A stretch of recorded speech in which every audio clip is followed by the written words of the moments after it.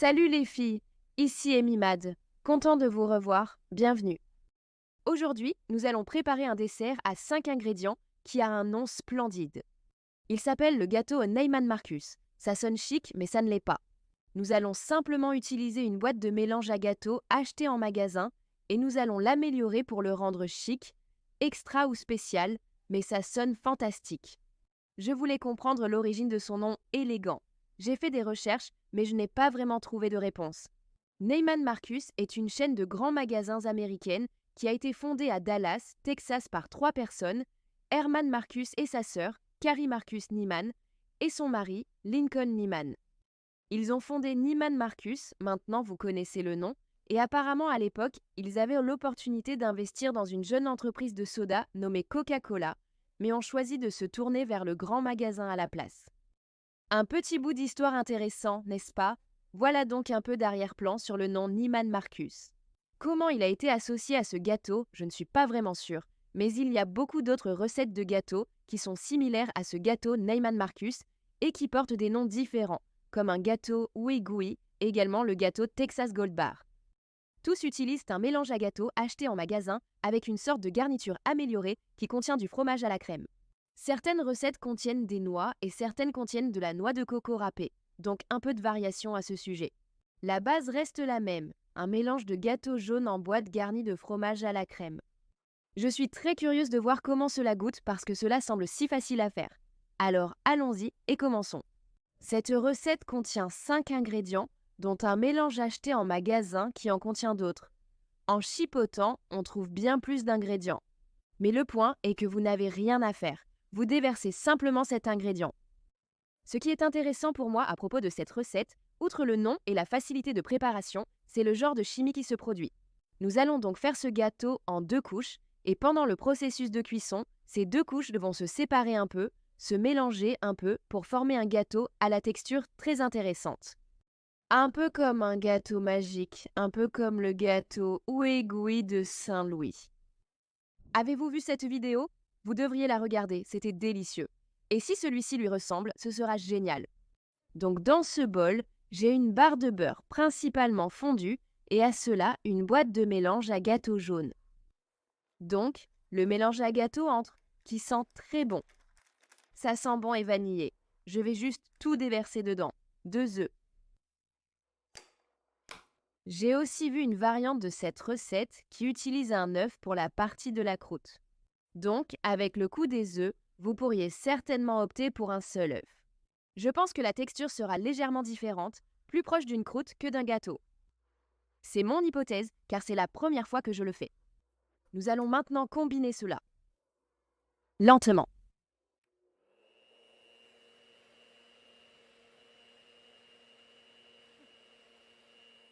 Ce mélange est un peu excessif.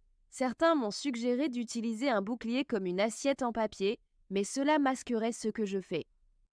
D'autres disent que je devrais utiliser un bol plus profond, mais vous savez, je vais juste grimacer.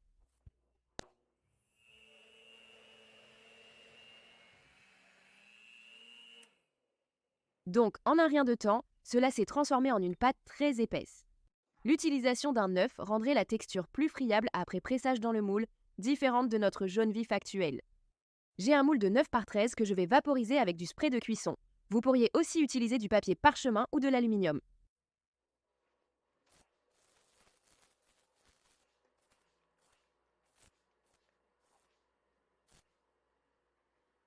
Retenez-vous votre souffle en le faisant? Moi, toujours. Je ne sais pas pourquoi. Mélange très rigide, presque comme de l'argile à séchage à l'air, ce genre d'argile à séchage à l'air moelleuse. Vous voyez ce que je veux dire? Assez rigide. Donc je vais déposer ceci en quelques lots. Connaissant la consistance, une spatule décalée ne me semble pas être l'outil le plus approprié. Je vais juste utiliser ma spatule habituelle ici. Étalez-le. C'est comme notre croûte. Ça sent beaucoup comme une boulangerie de crumble.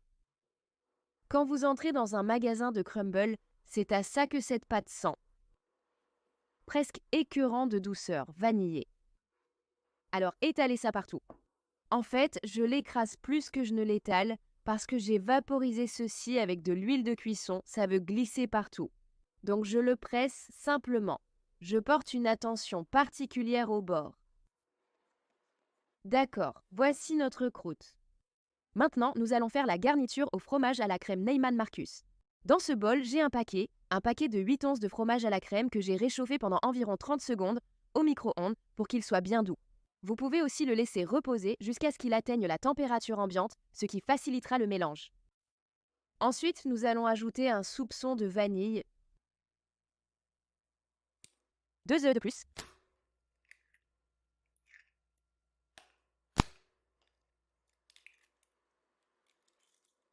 et une bonne quantité de sucre glace. Mais avant de l'ajouter, je vais d'abord mélanger un peu tout ça. Et je ne vais même pas me donner la peine de laver mes lames de batteur, parce que vous savez, c'est parti.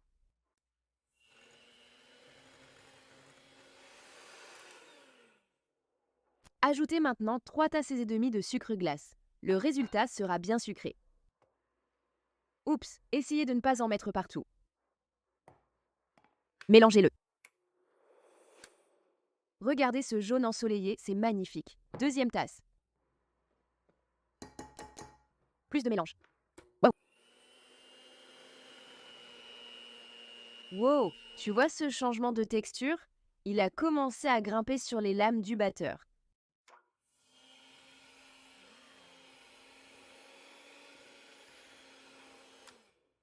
D'accord, ça fait 2, 3 et demi.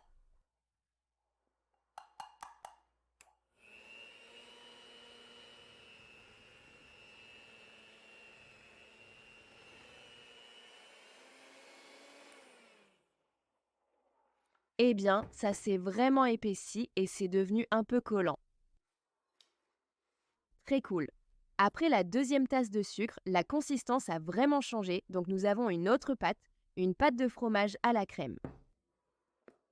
Et je vais le remuer quelques fois avec ma spatule pour m'assurer que tout ce sucre est bien incorporé. Maintenant, versons la couche de fromage à la crème sur l'autre. C'est parti!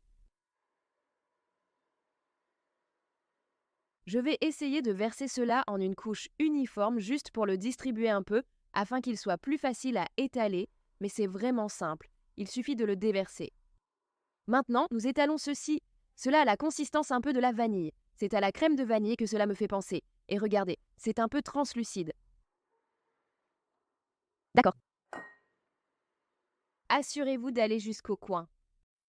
D'accord. C'est tout. Le gâteau Neiman Marcus va maintenant dans un four préchauffé à 350 degrés pour cuire pendant 35 minutes ou jusqu'à ce qu'un cure-dent en ressorte propre. Ensuite, laissons-le refroidir un peu avant de le couper et de le déguster. Maintenant, j'ai lu que vous pouvez le manger à la fois chaud et froid, et c'est délicieux dans les deux cas. Je pense que je vais opter pour l'option chaude. D'accord mes chéris, je vous verrai dans environ 40 minutes quand le gâteau sera prêt. À tout à l'heure.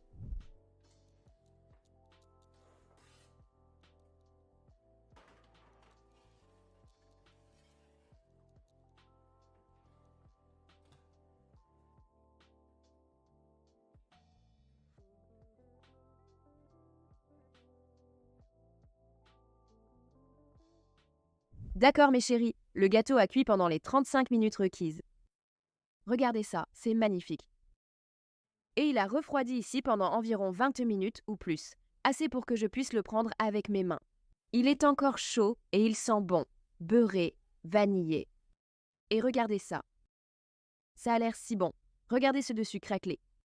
Et ce beau dessus craquelé me rappelle les brownies. J'ai l'impression que c'est l'une des choses que je recherche toujours avec les recettes de brownies, c'est ce dessus vraiment un peu feuilleté, fin, croustillant, brillant. Et c'était toujours un peu un mystère pour moi. Et quelque part où j'ai lu, disait que cela avait à voir avec la présence de vrai chocolat dans la pâte à brownie. Et cela n'a évidemment pas du tout de chocolat dedans. J'ai lu ailleurs que c'était à propos du sucre. Et je pense que c'est, je ne suis pas exactement sûre de quoi à propos du sucre, mais quelque chose à propos du sucre. Ce dessus craquelé est magnifique, n'est-ce pas? J'adore son aspect feuilleté. Découpons un morceau pour goûter le résultat. L'odeur est fantastique. Je vais utiliser cette spatule. Donnez-lui une tranche. Oh, ça ressemble un peu à un brownie. Un peu gluant, mais mâchable. Et quand il s'agit de brownies, êtes-vous une personne qui préfère les bords ou le centre? Je suis une personne qui préfère les bords. Pas trop de bords, j'aime un peu de bords. J'aime cette sorte de texture croustillante et moelleuse. Pas trop dur, je n'aime pas quand c'est dur, juste ce petit peu de mâche. D'accord, voici le morceau du coin. Oh, regarde ça, il est sorti magnifiquement, regarde ça. On dirait un gâteau. Et voilà la couche de fromage à la crème. Donc ça ressemble à... Il y a 2 couches, mais c'est certainement plus un gâteau qu'un brownie, n'est-ce pas? Ça ne semble pas fondant, c'est le morceau du coin. Sortons celui d'à côté et voyons s'il y a une différence. C'est magnifique. Regarde ça. Brillant et jaune. Les couches distinctives sont vraiment visibles dans celui-ci, n'est-ce pas?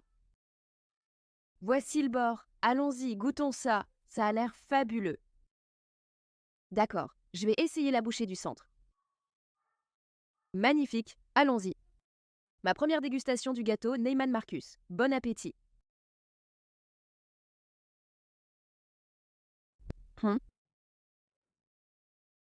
Hum. Délicieux et sucré. Mhm. C'est vraiment bon. Le dessus me rappelle un brownie, mais ce n'est pas comme un brownie, c'est beaucoup plus comme un gâteau. Le fond était moelleux et ressemble à un gâteau. Mhm. Mhm. Et il semble définitivement y avoir 2 couches distinctes. La base ressemble à un gâteau et le dessus est comme un glaçage. Tu comprends? Voici notre couche de fromage à la crème. Goûtons la nature.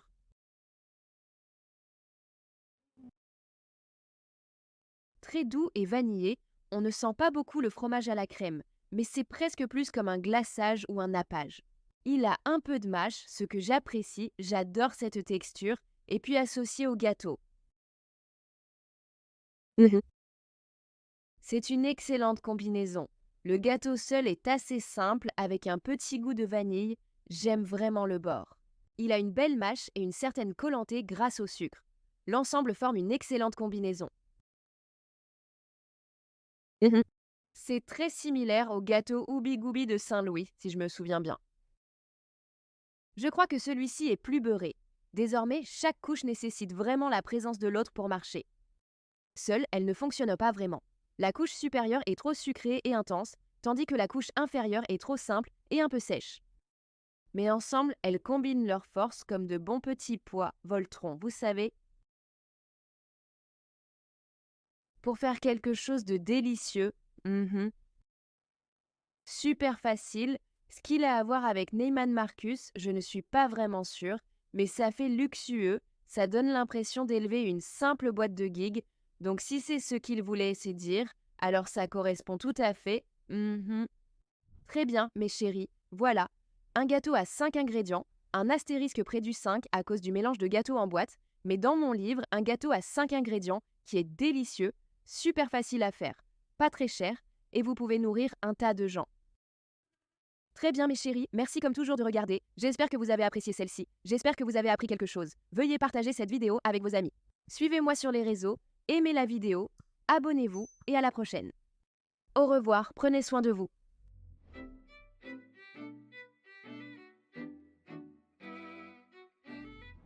Je suis tentée de manger plus, mais une tranche suffit.